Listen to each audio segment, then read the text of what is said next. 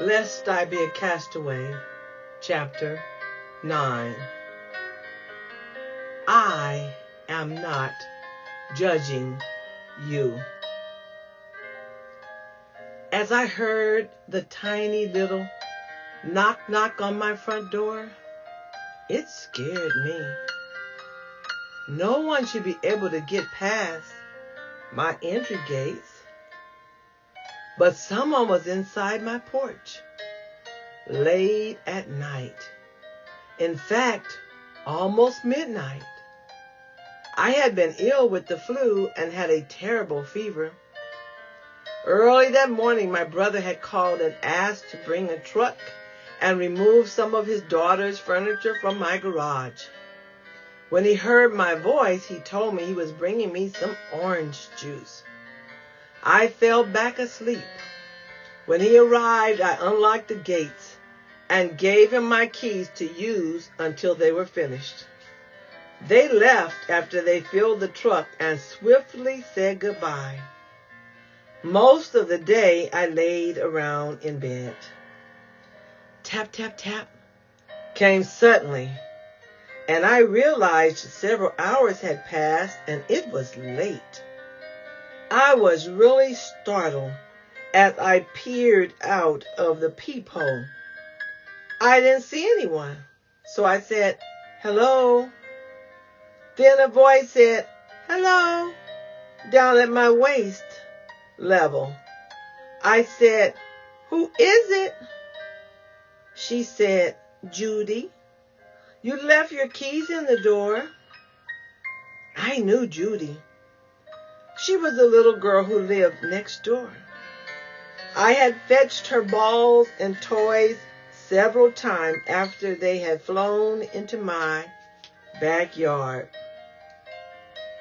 I had an old door. After hearing her voice, I opened my Judas hole. It was lower than the peephole. A Judas hole is a small hole that can be looked through so callers can be identified before the door is opened. All I got was an eyeball staring back at me.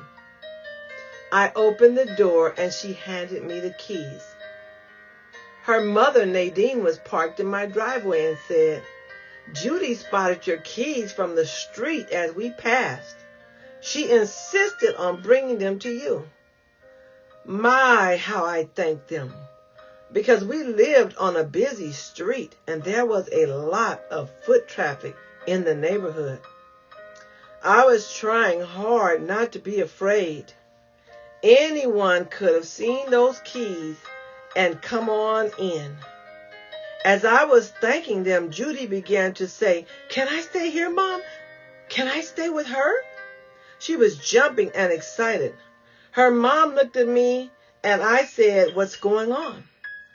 She said, "I have to go to work and I don't have anyone to take care of her." I asked, "What hours do you work?"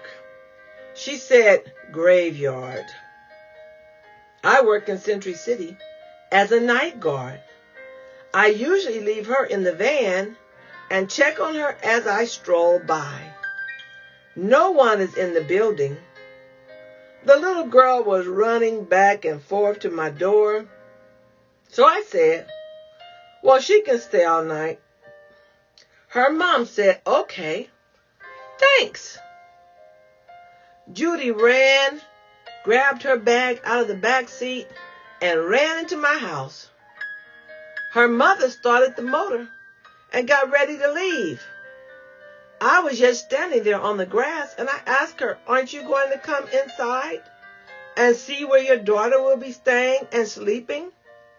She said, "Oh, I trust you." I said, "No, you don't know me. Don't ever leave your child with a stranger. You don't know what or who is in my house." I had to insist she come in and give me her contact information and see my house. I told Judy which room she could sleep in, and within minutes, She had the TV on and was under the covers.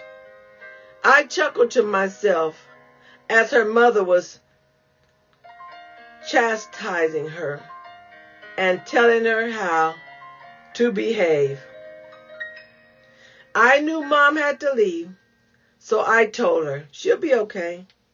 Go on, don't be late. She left smiling and with a thank you. Nadine would come home exhausted. Many a morning I cooked her breakfast, prayed, and tried to offer the two of them comfort. Years later, I would come to find out that she knew already who I was and that I was a minister. I had wondered why most of the people in their house wouldn't speak or tried to sneak past my house. One guy, Larry, would walk past fast, nod, and say hello. But no one but Judy ever said more than hi. I would wave and smile. I had moved into a Beverly Hills adjacent community. My neighbor's house looked like a castle. It was large, and I really didn't know how many people lived there. There was a lot of traffic pouring through there, young and old. They acted really suspicious. It appeared to me to be a drug house. I was worried about Judy, but she always seemed happy. I had been terrorized by some of the things happening at that house. We had a mutual side walkway between our houses. The cars with really loud music would drive up all day and night. Then there was one guy who would run back and forth screaming and hollering, "Let me in!" Next would come the police and lights, sirens and squads and guns, just running heavy boot sounds over and over. One night it was so bad that I was standing in the crack of my wall up on a step trying to see just who was running and causing all of the trouble.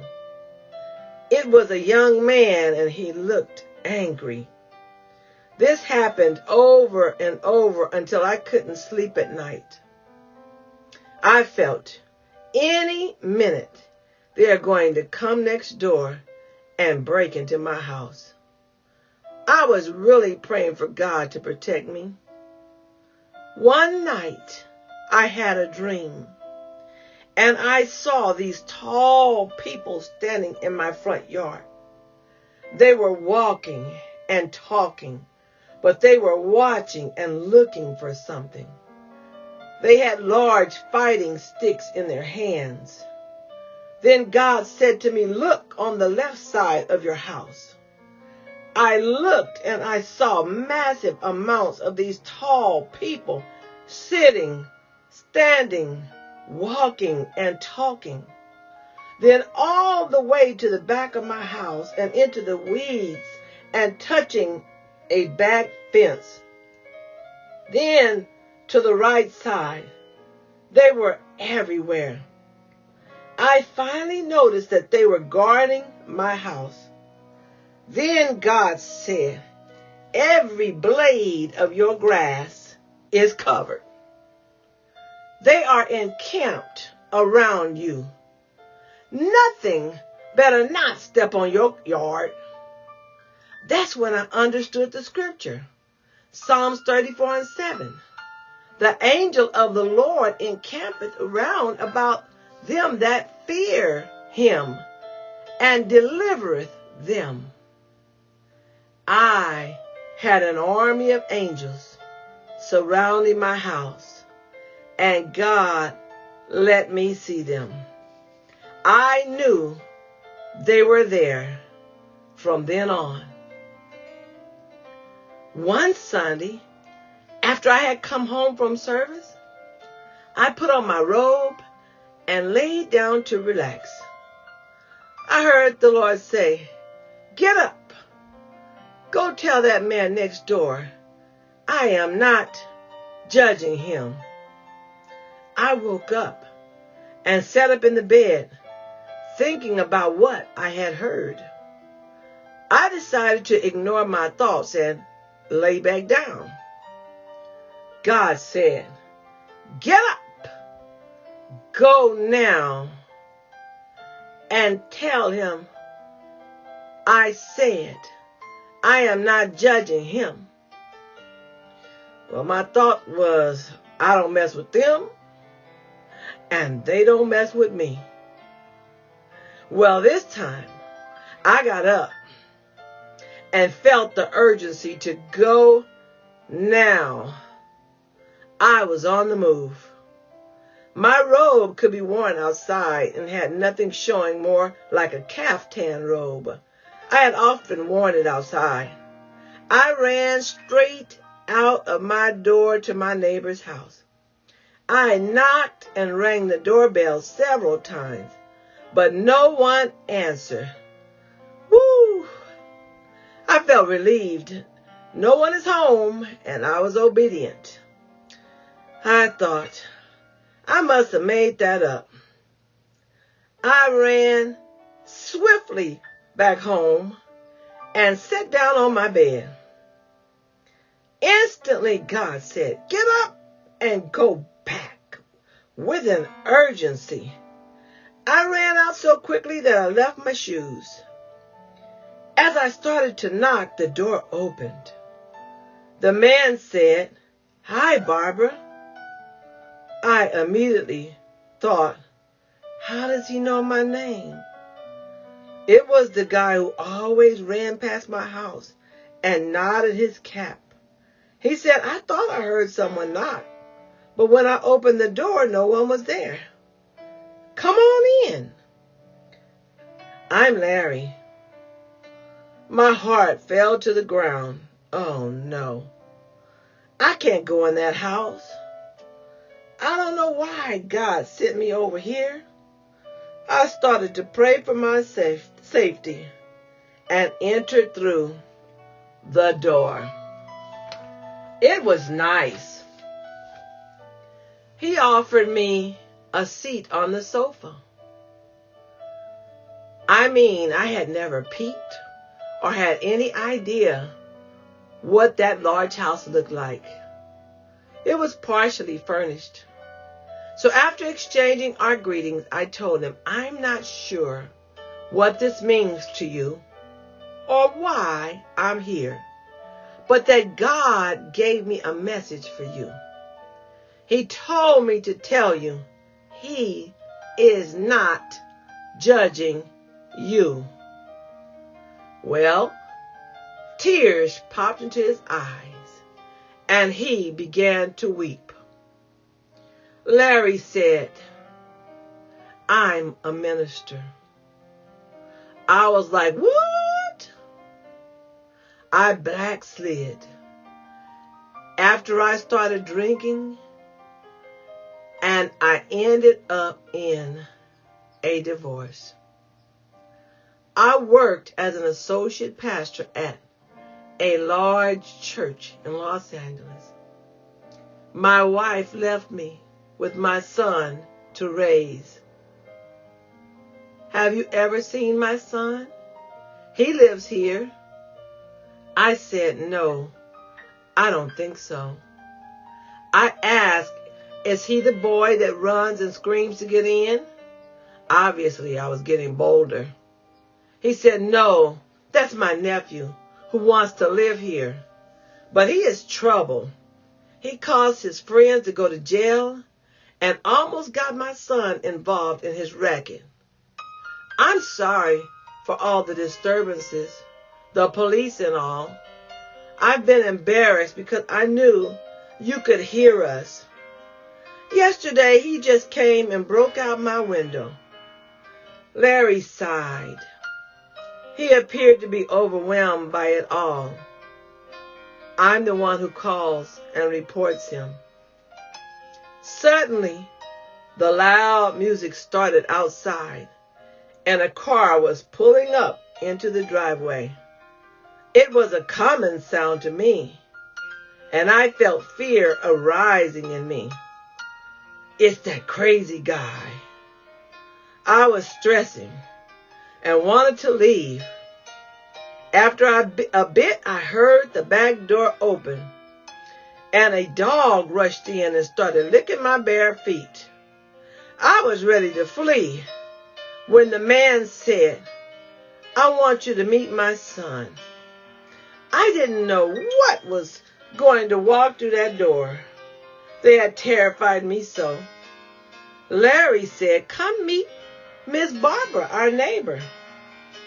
In walked a tall, handsome teen boy, the most clean-cut and well-dressed boy I had seen in a long time.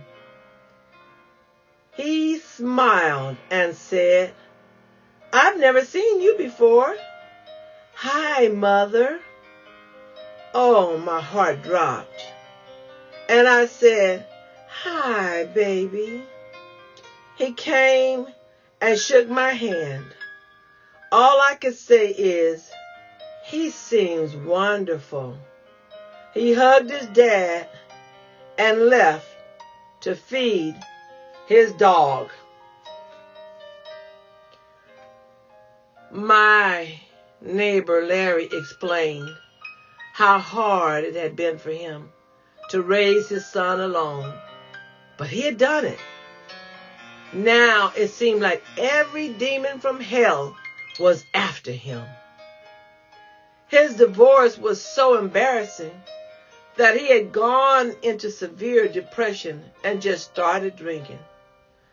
He said, "I was embarrassed every time I passed your house. I didn't want you to see me or recognize me. I am a realtor and a minister. I recognized you when you moved here. We have a lot of the same friends." We talked, and then I asked if I could pray with him. We both prayed and cried, and God touched us both. Again I say, God is not judging you. You are his son, and he loves you. He thanked me as I stood to leave, and we exchanged a hug. As I raced barefoot over the hot cement pavement to get back into my house, I was happy, almost dancing into my door. I felt a torment leave me and my mind. I knew God had set me free from a lingering fear of my neighbors and of living alone. God had my back. He had shown me in the spirit realm what I could not see in the natural.